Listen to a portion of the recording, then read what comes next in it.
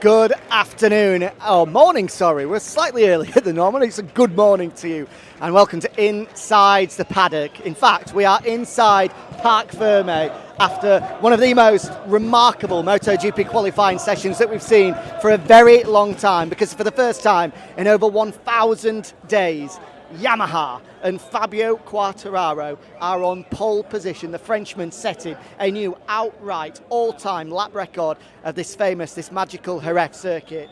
Utter brilliance from the Frenchman to be able to take top spots. I don't think anybody saw that one coming, making sure that Marc Marquez's pole streak comes to an end. It's 4 and out for the number 93, Pecco Bagnaia. You have to say, you've got to give huge credit to him for being able to stick it on the front row of the grid despite only having one motorcycle. He crashed in the free practice 2 session, meaning that there was so much pressure on his shoulders to deliver with only one bike, and he did exactly.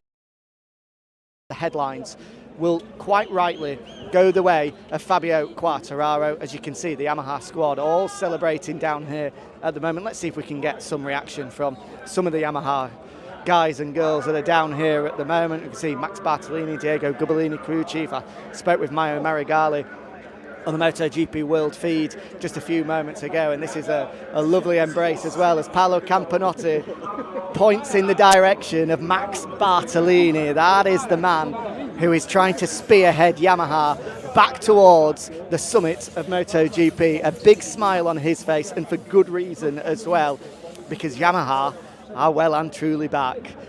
Paolo Campanotti, of course, one of the big characters, one of the big personalities in the paddock. He took a big step as well, moving away from a World Championship winning machine in Ducati to come to Yamaha, and you can see it's moments like this, results like this, that will give Paolo confidence that that was the correct decision.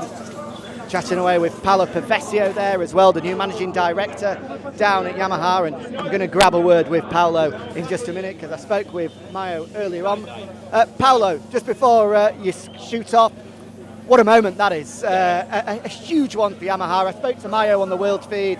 All of the effort that's gone in over the last 2 years. It's only a pole position, but it's moments like this that give everyone confidence and belief to keep going forward, I imagine. Yeah, you said it all. I think those moments are important. They are not points yet, but we are building it, and 2 races in a row on the front row. So, I mean, it's good, it's fantastic for Fabio, but it's also fantastic for all the people which are working to the project. We are catching up.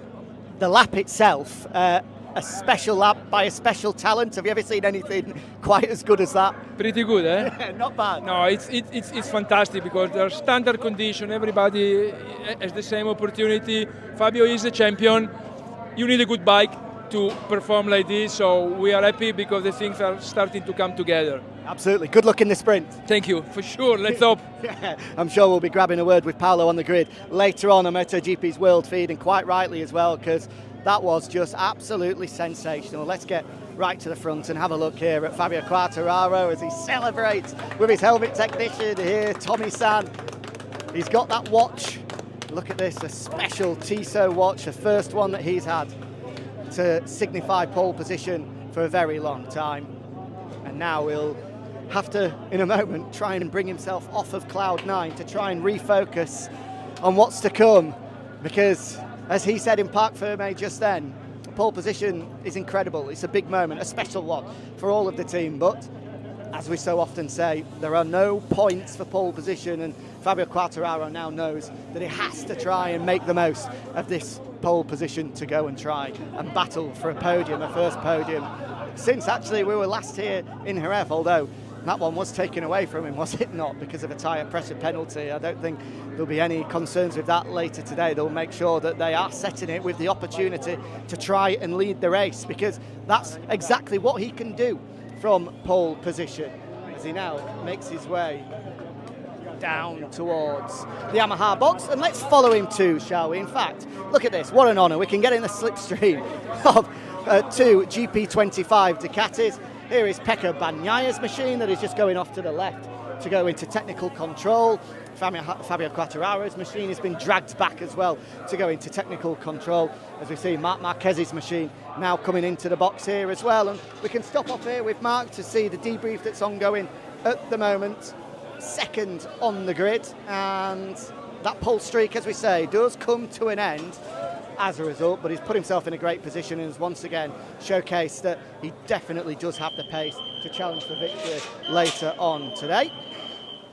Interestingly, in Parc Ferme, spoke of course to Pecco Bagnaia and then to Marc Marquez, and Pecco said he's hopeful of maybe being a little bit further up on the grid because he thought he saw both Marc and Alex Marquez exiting pit lane with the red light still on, meaning that the session hadn't officially started. I put that to Marc and he said, well, if I get a penalty for that, then the championship is over. There's no point even going out and racing. So he was pretty firm in his beliefs that he stopped and then went again once the green light came on. It was just an accidental mistake and he shouldn't get a penalty for it. But Bagnaia was fairly strong, feeling that maybe there could be something coming away of Marc Marquez. Personally, I'll be flabbergasted if a penalty comes his way. I'm sure he may well get a slap on the wrist for that, but I don't think we'll see any penalties coming away of either Marc Marquez or Alex Marquez as a result of that. And we can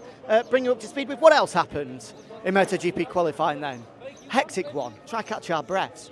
Fourth on the grid, going the way of Alex Marquez, top job by him. Frankie Morbidelli fifth, good job as well by Maverick Vinales, continuing that promise and that progress that we saw in Qatar 2 weeks ago. Of course, he came across the line in second on that occasion before being dropped back, well publicised by now, but proving that it wasn't just a Qatar thing. Maverick, we have said throughout the weekends that obviously with Maverick, the question always is, he's such an enigma.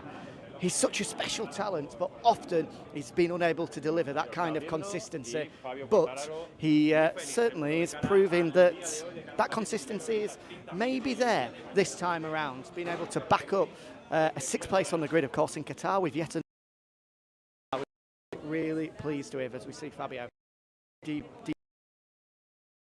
his squad. I'm going to, so I can.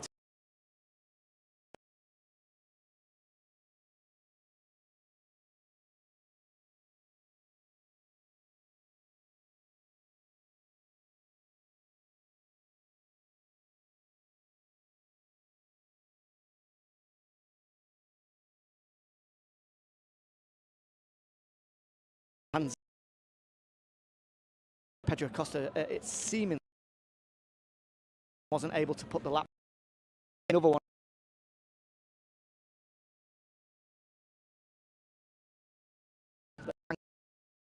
as well, so to be fit. What we saw out Binder and Agura, that is by nicer then for the late on off a surprise. Who continues his sprint so far for the number 93. The still going to go into this one, but I think you can. It's probably for the first time this year as close to Marc, I think, as we've seen. Obviously, Marc's advantage that he had in Thailand, in Argentina, and in Austin. What we saw from Pecco.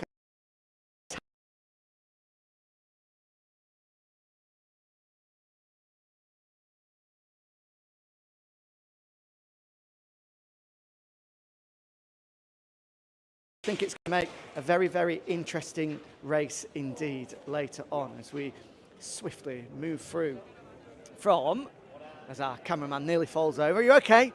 We've got it. It's difficult. We're trying to walk backwards. It's a real skill. And it's all down to me as well, trying to drag him left, right, and all over. But yeah, going to be interesting, that battle between Marc and Pecco. Right. Before we sign off, we've had some thoughts from Paolo Pavesio there. We're going to, let's head over in this direction and just show some of the hospitality units because we're going to finish off. I like a refreshment, especially in these warm Andalusian conditions.